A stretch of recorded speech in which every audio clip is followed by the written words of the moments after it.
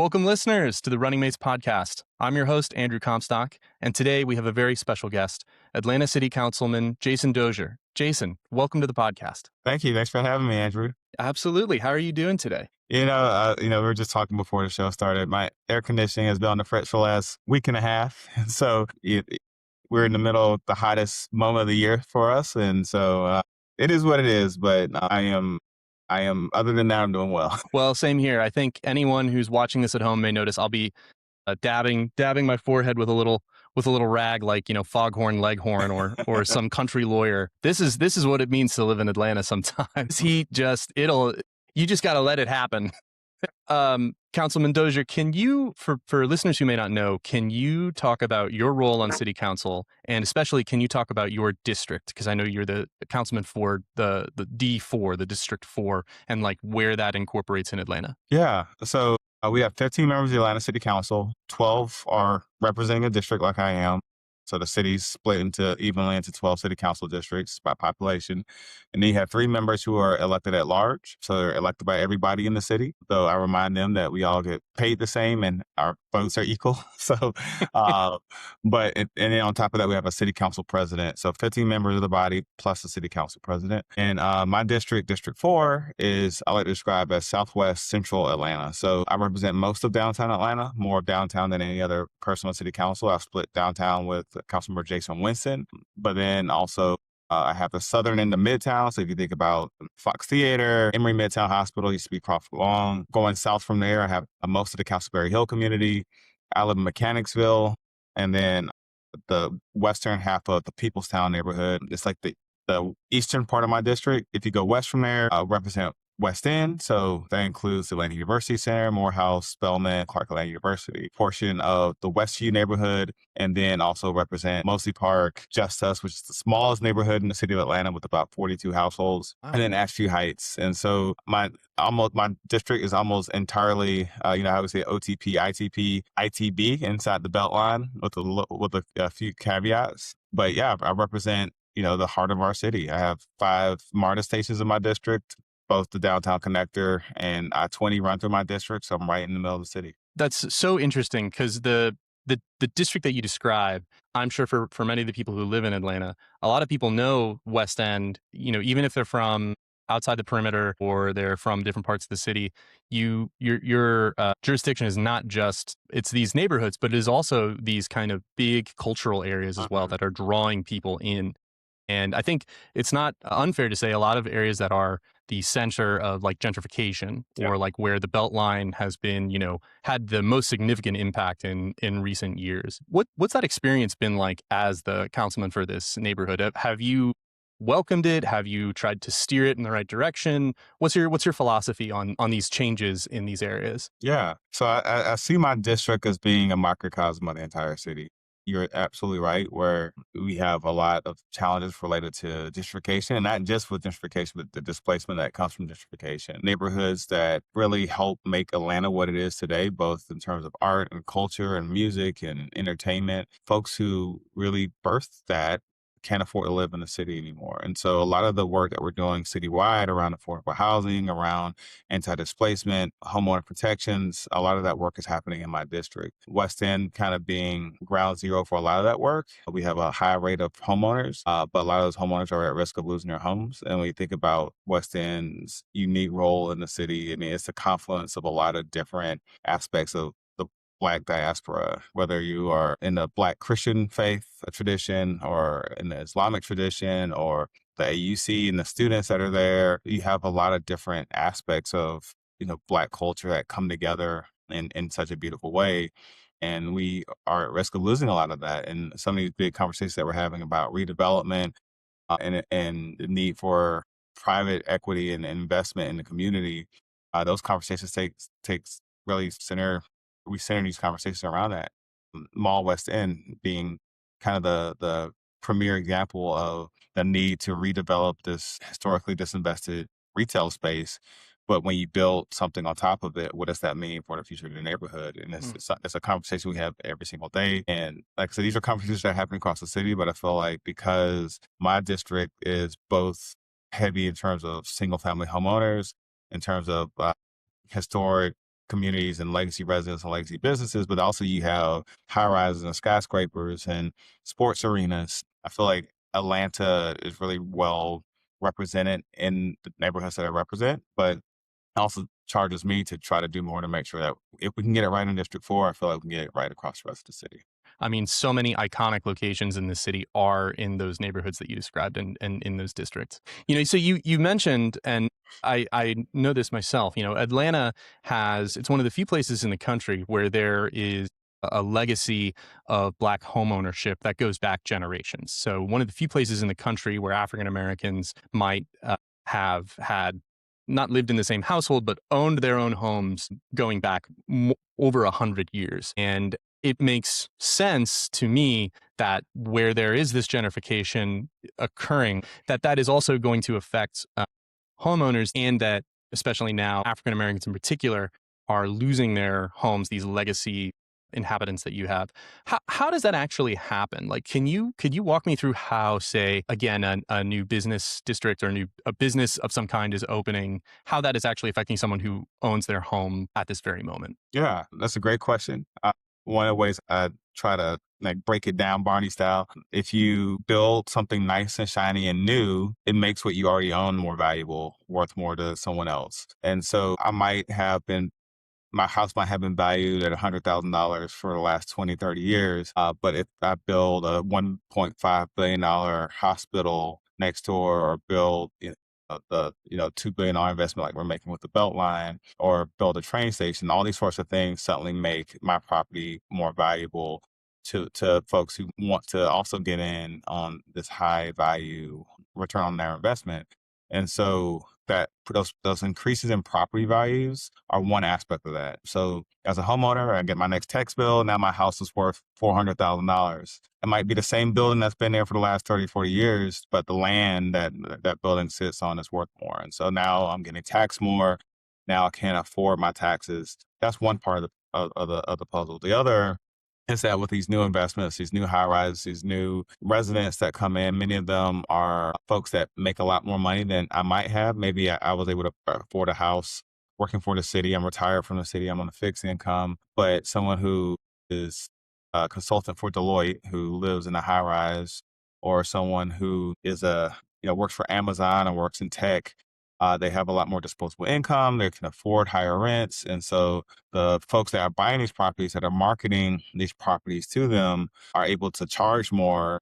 And so they're attracting or marketing towards a clientele that has more disposable income. And so even the groceries that I buy, even the retail that I need to rely on to put food on the table, to buy clothes, all those costs go up because the clientele in the community, that median household income goes up. And so it's a sort of snowballing effect. So even though my house is still here, I'm still here, the neighborhood is changing around me, and I can't afford to live here. Even if I can afford the taxes, the where I spend my disposable income, where I buy my groceries, all those costs go up as well. So I'm getting hit in multiple different directions. And that's how it happens, is when there's these large investments or land is purchased and gated, and the big mega development happens, it can create a challenge for the surrounding community. And when Microsoft purchased land on the west side about a decade ago to build their new campus, that didn't go through because of the COVID and the recession from that. And all the remote work that has come from that, they've changed their sort of outlook on that investment. But at the time, folks were saying this is a gentrification bomb because this huge tech company is buying all this land to build this huge campus. And then, of course, there's like a second sort of cottage industry that stands up of speculative real estate investments that are happening because folks want to get in on it. So they snatch up cheap property, or offer, they lowball existing property owners. A lot of times when some of these properties are owned, grandma dies and the kids or the grandkids are fighting over who owns it, or maybe they don't even live in Atlanta and they're not connected. They're willing to sell it for much less than what it's actually worth. So then the generational wealth goes away, even though these properties are valued very highly. So it's just all these sorts of things that compound and compound and compound and radically change the dynamics of our neighborhoods. as someone who lives in Atlanta, and I've only lived in Atlanta for 6 years, but even in that time, I've seen it change so dramatically. And it is kind of a story, I think, told all around the country where money and gentrification chases culture. It really chases where people want to live, becomes a very expensive place to live, and it forces all the interesting people who were living there beforehand Mhm. or who had a long stake in that place. So I think there's some, just as you described, some interesting and unique aspects to it here in Atlanta, but it's a story that can be told all over the United States. So, in a similar fashion, obviously, these are some big issues in your district in particular, and obviously, it requires a lot of work to guide and steer these larger forces. Could you describe your relationship with the city council and then how the city council works with the mayor? And then also maybe how the city of Atlanta as a whole operates within the state. Yeah, absolutely. So, like I mentioned, I'm one of 15 members of the Atlanta City Council, and unlike s- state government that has a 40-day, like, it's They early, only work for 40 days. Yeah, it's crazy. the legislative session is only 40 days, whereas city council we're year round. And for legislation that we're interested in introducing or championing an ordinance, we need to have what we call two reads. So you introduce it, that's the first read, and then it goes before committee, that's the second read, and it comes back before council for a final vote. For resolutions, you only need one read for that, so you could do it for immediate consideration. And so we introduce legislation at the end of every full council meeting. That's the first and third Monday of every month. The second and fourth weeks are committee weeks. We have 7 committees. That's the kind of the hum of the legislative cycle. When you introduce something, sometimes it might be, spicy, might be controversial, might be something that the media is really interested in. Like this council person introduced this, and so have to think about how am I going to get to 8 votes on the final vote for city council because there's 15 of us, so you need 8 votes to get something across the finish line. And so you have to think about how am I going to collaborate with colleagues to get their support. Is this going to be a flashpoint in their community that's going to make them be opposed to it? Is this going to get held up because city staff who have to, implement this legislation, are they going to have issues with it? And so there's a lot of strategy around getting something, an idea turned into legislation. And then, by the way, even if you adopt it, you have to have it signed off by the mayor. We are a strong mayor city, which means that he is the chief executive officer of the city. I remind my constituents I have a staff of 2 people, and the mayor has a team of 8 to 9,000 city employees. But because him and his team are responsible for implementing any legislation that we adopt, we have to get buy-in from the operations side of the house as we are navigating this sort of these legislative challenges. So there's a lot of work that goes into legislation. My goal is to make sure that anything I introduce gets passed. So sometimes I may hold off on introducing something if I don't think I have a pathway to get it across the finish line. I have colleagues that have a much different approach to legislating, where they'll introduce something, they'll get a lot of buzz in the news and the media.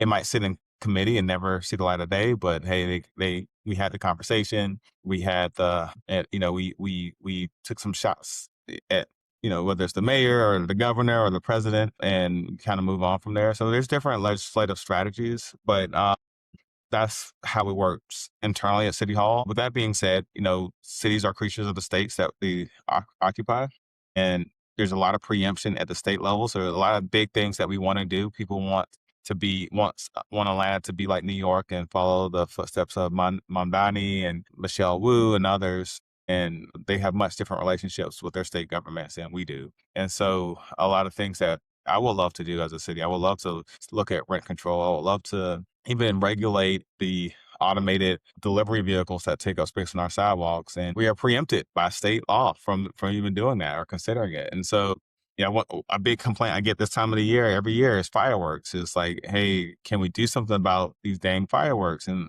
the state preempted us from regulating fireworks. So, that's a huge challenge. And part of our legislative strategy as a city, every legislative cycle at the state level, is to try to get them to give us more flexibility or to allow us more space to have a sense of home rule that we need to be successful as a city. And so that interplay is a big part of governance.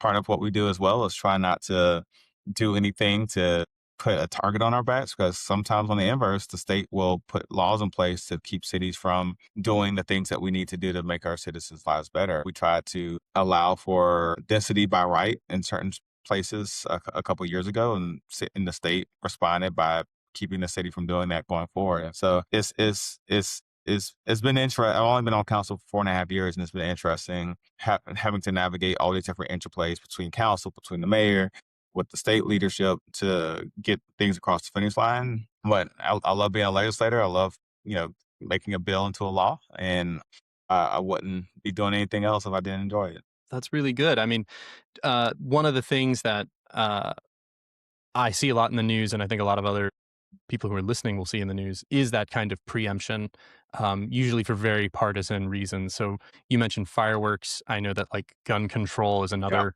big one, and it's really unfortunate that we live in such a polarized time because the kind of laws that might make total sense in the city of Atlanta or another big city may not make sense in a sparse rural community, especially Mhm. when it comes to gun control. Yeah. But there seems to be a lot of partisanship in relation to how the state house is trying to preempt. I like that word that you use, preempt a lot of initiatives from the city. So to me, and I think to anyone listening, it's just very important to remember how important electing your state level legislators are. A lot of times, especially in Georgia, the Georgia House and Senate members that I speak to will talk about how they themselves are limited in the type of legislation that they can pass and the kind of things that they can pass. But if we had a Democrat control, for instance, of the Georgia State House, a lot of those preemptions could go away and could make some meaningful change in the future. But thankfully, I mean, Atlanta being the biggest city has a little bit of that bully pulpit behind the mayor, behind other people when it comes to some of these initiatives. And I like what you described there of like you said in much better words than I'm about to say, you're not a bomb thrower. You're not trying to do something that is not going to pass, but is going to Yeah. make somebody really mad or really happy. So I kind of like that to say like, no, I'm actually here to care for my constituents. Like Yeah. I want to do what I say I'm going to do. Yeah. And I'll add too, I mean, political capital is a finite resource. And so, while there's a time and opportunity to throw those bombs and getting the point across, what are you losing by doing that? And you have to make that calculus with everything you say, everything you do. Because at the end of the day, we're here to serve our constituents. Well, now that it's a great lead on to perhaps a rare moment of bipartisanship at the State House and coordination between Governor Kemp, Mayor Dickens, and yourself on the council, and that is with bringing the World Cup to the city of Atlanta. So for people who may not know or may not know all the details, the World Cup was awarded, I believe in 2022 was when the first bids were put up. There were, I think, 30 cities in consideration, and Atlanta made the cut, and a lot of other cities, some of which were larger, did not. So I was wondering if you could take me through what that experience was like, because now we not only have the World Cup, but it's been 30 years, exactly 30 years since the 1996 Atlanta Olympics. So, clearly something is going on where Atlanta is put in the spotlight and can show that we can put on a great sporting event and a great party and promote ourselves as a great place to live. Yeah. So, I wasn't on council when the first sort of bid was done, but I've been on council since the announcement took place that, hey, we're not just hosting World Cup matches, but we were going to also host a semifinal. I think we were hosting more matches than any other city with the exception of Dallas. But a big part of that, to your point, is that there was a lot of state and local collaboration to make that happen. Atlanta is very uniquely positioned compared to other World Cup host cities, especially in terms of the accessibility to our downtown area from the airport. We're the busiest airport in the world, but also that we are one of the very few transit systems in the country that have connection between the airport and downtown Atlanta, which is still remarkable to me that New York City doesn't even have that. But our commission and tourism industry has been a big part of our economic engine for a very long time. And so I think the Olympics was really the first sort of, showcase to the world that Atlanta can do big things in this way. And we've been building up on that momentum for the last 30 years. So we've hosted several Super Bowls. We actually have another Super Bowl coming up in 2018. We were successful in getting U.S. soccer to relocate here because Atlanta has shown itself to be a very soccer forward city. The way the city has embraced Atlanta United, the way the city has embraced just like, I feel like soccer culture here has just been amazing. I did not grow up watching or playing soccer, but in the last decade, I've become a huge soccer fan. And I credit to Arthur Blank and his team for during the 2014 World Cup hosting watch parties across the city. And I mean, I remember being in Brookhaven Park watching the men's national team and Tim Howard and his amazing performance and being hooked. And so when opportunity came to become a season ticket holder for Atlanta United, I jumped at the chance. I was a founding member, season ticket holder. And I think that how well we did as an expansion franchise out the gate, filling up a 75,000 seat arena, winning the MLS Cup in those first couple years, really cemented Atlanta as a soccer city. Oh, by the way, we're an international city. We are a city that hosts hundreds of thousands of visitors every year. So it was just a critical mass that I think came together in a really special way when we were submitting the bid. And then I think the other piece too is that, at the state level, economic development has driven a lot of the Republican leadership's willingness to work with progressive cities like Atlanta, like Savannah. And I think this provided an additional opportunity to have a collaborative sort of, approach to governance. Even though the hotel and convention industries, that those lease ups are down, but they're down across the country for things outside of our city's control. I'll put it that way. But Atlanta showed up when we're filling these spaces up and spending money and being tourists in our own city. And I think that's going to bode well for future events, whether there's a future Super Bowl, whether there's a future Final Four, whether there's a future DNC convention. I think that we were successful in showcasing what Atlanta has to offer and the amazing retail and bars and restaurants and all those sorts of things that have downtown is back in a big way in ways that other cities can't really, they wish they were able to replicate. And so I'm excited. I'm bullish about what the future of big events means for cities like Atlanta. But I think all these sorts of things have come together in a way that really puts us a feather in our cap as the center of sports entertainment in the country. And I'm hopeful that we'll continue to see benefits from something that we couldn't have ever imagined just a decade ago. But I also saw a similar thing about how all of the fan fests in Atlanta are sold out. And I don't think any other city in the United States had a fully sold out fan fest. And it's just very interesting because as you say, like at the same time, the hotels and bookings are not reflecting full or max capacity. So what that means is it's Atlanta itself that is coming out to support their teams and to Mhm. have a good time and to really make the most of this event, which I think speaks to, I think that's like probably the best you could even ask for if you're looking Yeah, at it from the city's perspective. It's not even tourists, it's our own people who are actually coming yeah, out to enjoy these exactly, amenities. exactly. I think a lot of the residents in Atlanta notice this, and it's a common thread among a lot of host cities. But there were a lot of plans and preparations made to host the World Cup, and a lot of changes made to infrastructure, and a lot of fixing. And so the common sentiment among the people who live here is it's kind of like you're having company over. Like, all right, everybody, we got to clean the house, make sure the house is spotless before we have guests come over. Hmm. And potholes are getting filled. MARTA is having its updated fare system. Trains are coming much more often. I even noticed, or I think everyone who drives noticed, that on the I-85 interchange through the city, all the tunnels that you go through now have lights on them, where they used to be they used to be dark. So I guess I want to ask a question that everyone is thinking, which is why does it take the World Cup coming to Yeah. Atlanta to make these improvements in our daily lives? Yeah. No, that's I think that's an important question that people should be asking. I will say that there's different aspects of it that people should be aware of it. One is that Atlanta doesn't get much state money when it comes to infrastructure work that we sorely need, and so we do these infrastructure bonds. We do these T-splosh to fund resurfacing, install bike lanes, repair sidewalks. That is ongoing work that is always happening. And we do have a backlog of those projects. They're already funded, but there's a backlog in terms of the uh, project management capacity that we need to get them delivered.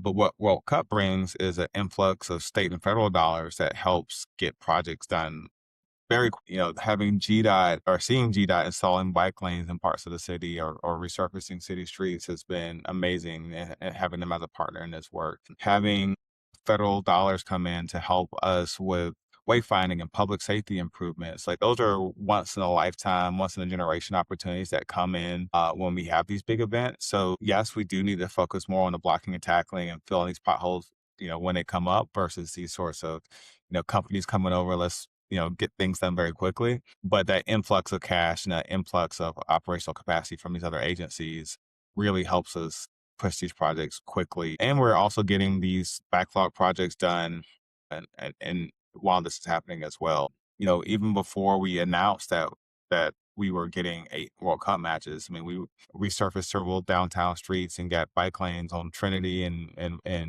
MLK on Washington. And now those bike lanes are connected to other parts of the city because of dollars that we had to redo streets and put infrastructure in place around the stadium.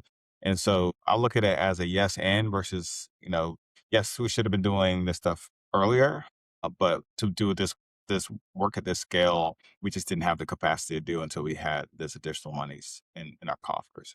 With that being said, I mean, I want to make sure that the momentum that World Cup has brought to the city in terms of infrastructure, that keeps going in the months and years beyond the World Cup. And I remind my constituents, we actually are embarking on a comprehensive transportation plan engagement process. So when we update that comprehensive transportation plan, that's going to help us fund the next round of big infrastructure projects across the city. So city work continues regardless of if we have company over. And so trying to remind my constituents that they have to continue to stay engaged so that we can keep this work moving forward. But yes, it's jarring to see all this work being done so quickly.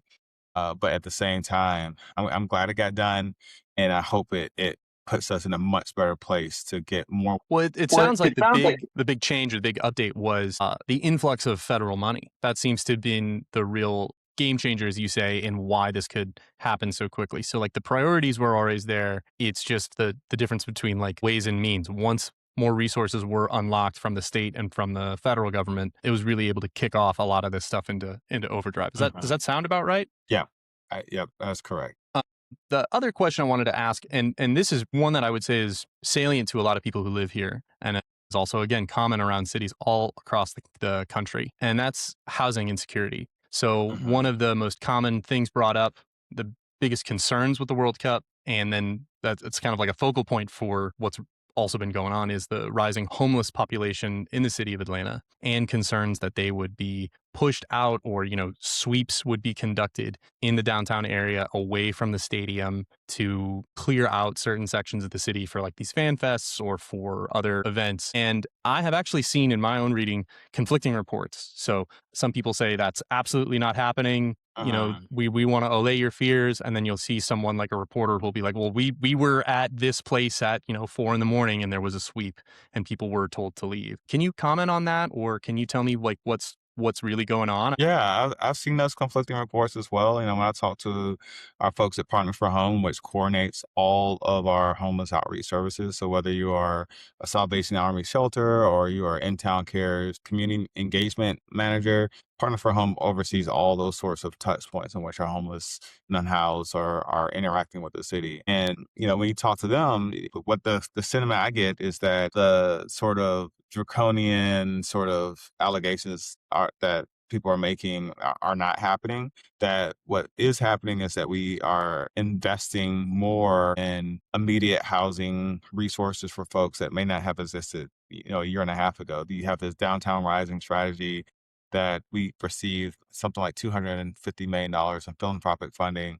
from the Coca-Colas and the UPSs of the world to address homelessness quickly in downtown as a way to make downtown look and feel safer for visitors and for residents. And that investment has led to immediate housing opportunities that didn't necessarily exist before. At the same time, the city's own rapid housing initiative has helped get people off the streets relatively quickly. So in my district, the Melody, we opened back in 2023, 40 units of permanent supportive housing. We essentially redeveloped a city-owned parking lot and put 40 units of affordable housing there. In my neighborhood of Mechanicsville, Beacon on Cooper, 115 units of permanent supportive housing.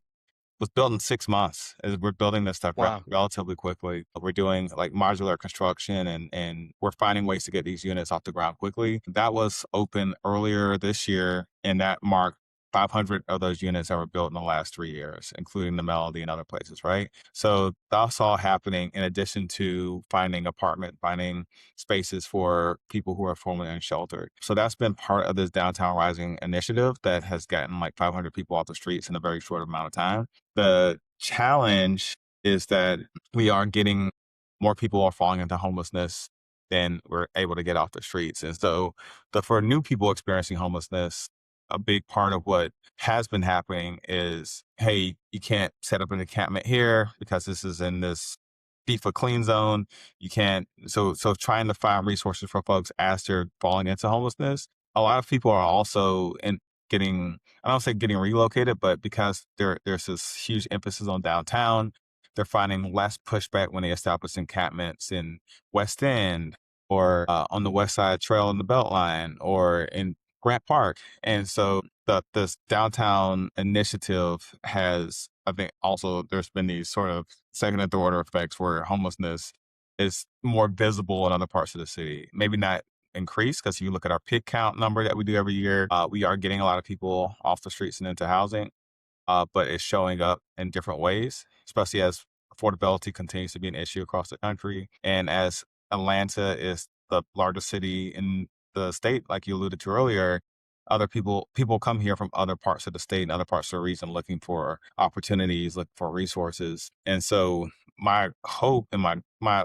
advocacy leads me to advocate for more resources beyond World Cup so that we can keep this momentum going, because we were in the back to where we were before, where you had entire bike lanes blocked because you have 30 or 40 tents, or the situation at Pryor and Memorial Drive, where you had 70, 80 people, and it's not safe for the people who live there. And so with that being said, I know there's been rumors about giving people one-way bus tickets and things like that. I haven't seen that verified or validated anywhere. I haven't seen validation of allegations about us arresting homeless people and throwing them in jail and housing them there. I get regular counts of our jail population because I've been trying to get the jail closed for some time, so I know how many people are in there. But I do think that homelessness in Atlanta is being, like I said, exposed in other areas than you might have been initially, especially with folks leaving or not being in downtown as much as they might have been before. But there's also, like I said, a lot more resources helping people get housed very quickly in ways that didn't exist before the downtown rising strategy took place. I was not aware of some of those resources that you described. And I got to say, that's really great news to hear about some of this rapid and supportive housing that's being built up. I mean, to build, as you said in Mechanicsville, to build housing that's usable and available in 6 months is really an incredible achievement. I live in Ponce Highland, and I can say what we have been experiencing, I'm right off Ponce, is exactly as you described, which is there are more visible homeless in our area on Ponce. And the rumor that I'll talk to my neighbors about this, is they assume that they are being pushed out from the downtown area. But it makes a lot of sense that the way that you would describe it, such a thing would happen. And just as you mentioned, I mean, these are human beings. I mean, Yeah. it's a real tragedy. It's not like a broken window or blight where, okay, well, we can clean up these streets to make it more safe for people to come and do their business or enjoy a FIFA event or whatever. Like, these are people. They can't just be moved around or treated like, objects. But in doing so, people obviously exist and are free to then move. But that will create some ripple effects throughout the city. There was one thing, and I would just like you to touch on it. You mentioned your work to try and close down. This would be the Fulton County Jail. Can you just give that an overview for someone who doesn't know, who's like, wait, what is that all about? Can you give a quick overview of that? That's a great question. So no, it's actually the Atlanta City Detention Center. So the city. That's what I was thinking of. Yeah. So the city's jail was built during the Olympic era, so like 30 years ago. It's been underutilized for some time. Our Department of Corrections that's like $30 million of our city budget every year to house between 50 and 80 inmates a day. It had been lower actually a few years ago when the recommendation came down and say, hey, let's close the facility. Let's, have Fulton County or another entity absorb our Department of Corrections. so that there's a landing place for those city employees. But we're spending a lot of money to maintain this facility that is built to house up to, I believe, 1,200 people. So it's not exactly the highest and best use of a large real estate asset that is also in the heart of this renaissance that we're experiencing in downtown Atlanta. So I've been a big advocate of closing the facility, and we did a lot of work to make sure that the people that we are arresting and incarcerating are the right people. There's people going to jail for things that they probably don't need to go to jail for, and so we did a huge push to reform the things that we were criminalizing. The larger policy conversation right now is that the Fulton County Jail is overcrowded, and the pitch I've made to the sheriff and to our Fulton County commissioners is that, hey, go through the same exercise that y'all went through, that the city went through, and figure out, are the people who are there, do they need to be there? Should they have been incarcerated there in the first place? Many of the people who are there actually are there only because they're still waiting on their court date and their hearing. So they might be released on bond as soon as they get that court date. So there's a huge backlog with the courts, and it's a whole issue. But to help alleviate some of that overcrowding, we worked out a deal with Fulton County to accept several of their inmates, and they're not even utilizing our space to the full capacity in which we agreed to in that agreement. And so this is all to say there's a huge policy conversation happening in Atlanta right now. But my advocacy is to close the Atlanta City Detention Center, which is in the heart of downtown Atlanta. My previous guest, Chris Sandback, lawyer, former criminal justice, he had me floored talking about the kinds of things that people do every day that they don't realize are a crime that you could go to jail for. Mm-hmm. And for the average person, something that you really wouldn't even can think of as like a crime can ruin your life, because if you are then incarcerated for even just a little while and you miss work, those things can spiral all for what was the original crime. And it's not something violent or serious. I mean, it's some of the things were pretty mind blowing. So I'm certainly with you there on some of the reforms that are needed, just common sense type Yeah, stuff. absolutely. We are getting closer to the end of our allotted time, and I wanted to ask you one final question, and that is just kind of looking forward. Obviously, we're all hoping that the home team wins. We hope that the United States can go as far as we can. We just beat Bosnia and Herzegovina last night, Isn't and it? even though we're like 100 times bigger than Bosnia and Herzegovina, it was still kind of a nail biter, if you ask me. So we're all hoping that they're going to do well. But looking beyond that, looking beyond the World Cup and looking beyond everything else, what do you hope for the future of Atlanta? What do you want to see happen in the future here? Yeah. I love how uniting, no pun intended, but I love how uniting the World Cup and the games have been for this city. Like I pointed out to my colleagues the other day, I feel like I kind of jinxed it a little bit maybe, but I haven't gotten like an angry constituent email in like 2 weeks. It's been like, it was wow. I don't know if it's because we already adopted the budget or what, but it feels like Atlanta is celebrating Atlanta in very cool and interesting ways, and seeing downtown be a destination. Like the vibes have just changed. Whereas like 2 months ago, everyone was like, Atlanta's not World Cup ready. Atlanta's not World Cup ready. All the flare gates were breaking on MARTA and all this other stuff. And now it's just like we're firing on all cylinders and nailing it, and people are seeing Atlanta in ways that they might not have seen or thought was possible. And my hope is that not only is this momentum and this excitement continuing to go, but it leads to future opportunities for our city that benefits Atlantans. And we get to tell our story and share our story with the world. And I want to see this lead to economic development opportunities, job opportunities, things that are going to benefit everyday Atlantans who are, you know, our Atlantan culture is being marketed to the world, and the people that create Atlanta culture ought to be able to benefit from that. So my hope is that, by doing such a great job, that leads to future state, federal, and private investments in our city. And so I think that's how we got to where we are post Olympics, right? The joke is that, many people came for the Olympics, and, half of them stayed. Yeah. But I think this has been just a remarkable time for the city, and that the good vibes, the energy continues to allow us to do big things that benefit the people who made the city what it is in the first place. Wonderful. Well, let's hope that these good vibes can take us through into the next year and and beyond. Councilman Dozier, thank you so much for joining the Running Mates podcast. Hope to have you on again sometime soon. Absolutely. Thanks for having me, Andrew. All right. Thank you.